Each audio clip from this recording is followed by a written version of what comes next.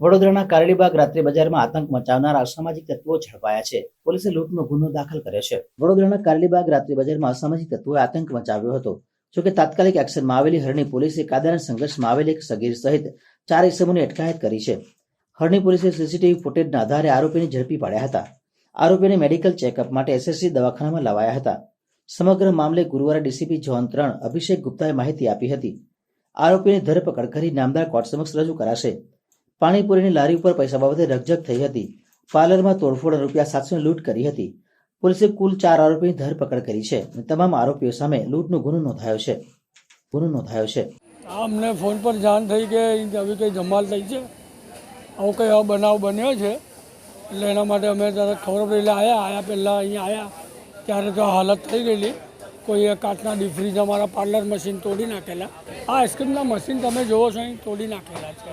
મશીનના આઈસ્ક્રીમની હા બધો કેસ લઈને પોલીસ સ્ટેશન ગયા બધા. ત્યાં કેટલા લોકો હતા? તમને શું જાણકારી મળી? કેટલા લોકો હતા? 2 થી 4 લોકો હતા. અહીં જે કંઈ કામ કરે છે એ ભાઈને વધારે ખ્યાલ છે કે એને નજરે બધું જોયું.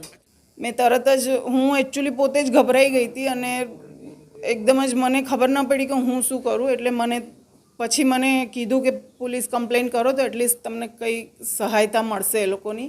એટલે મેં તરત જ પોલીસને કમ્પ્લેન કરી અને વિધિન 10 મિનિટ્સ કે 15 મિનિટ્સ કંટ્રોલ રૂમમાંથી એ લોકોનો રિસ્પોન્સ બી આવી ગયો અને એ લોકો આવી પણ ગયા હતા ત્યાં. થોડું મને એવું લાગે છે કે સિક્યોરિટી ટાઈટ કરવાની જરૂર છે. એટલીસ્ટ 2 ગાર્ડ રાખવા જોઈએ. અને ખાસ કરીને હું તો મારે કંઈ એ છે નહીં, પણ આટલું બધું જો અગર કોર્પોરેશન અમારા પાસેથી ભાડું લેતું હોય તો અમારી સેફટી તો વિચારવી જ પડે. એકચ્યુઅલી મહિલાઓ આજ ક્યાં ક્યાં પહોંચી ગઈ છે. અને રાત્રિ બજારમાં હું તો સામાન્ય મારો ખાલી આઈસ્ક્રીમ પાર્લર ચલાવું છું.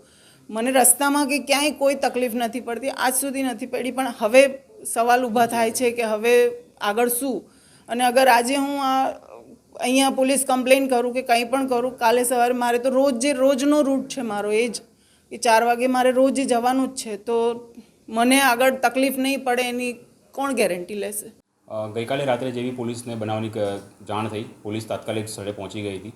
ત્યારબાદ જોઈન્ટ સીપી સાહેબ, ઇન્ચાર્જ સીપી સાહેબની સૂચના અનુસાર અમે લોકોએ અલગ અલગ વિવિધ ટીમો બનાવી, જેમાં ડીસીબીનો સ્ટાફ હતો, ઝોન 3 ઝોન 4ની એલસીબી સાથે હતી અને તથા પોલીસના ડી સ્ટાફની અલગ અલગ ટીમો બનાવી ટેકનિકલ સર્વેલન્સ અને હ્યુમન ઇન્ટેલિજન્સ ગેધર કરી અને ગણતરીના કલાકોમાં તમામ આરોપીને પોલીસે સમયસર પકડી પાડેલ છે. તથા ફરિયાદીની વિગતે ફરિયાદ નોંધવામાં આવી છે. જરૂરી યોગ્ય બીએનએસ અંતર્ગત કલમો લગાવીને કાર્યવાહી હાથ ધરવામાં આવી છે.